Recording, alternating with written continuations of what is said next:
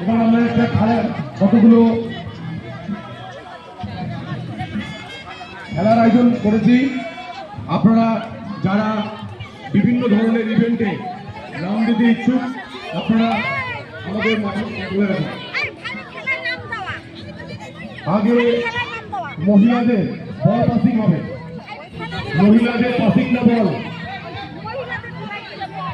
হ্যাঁ একদম একদম একদম।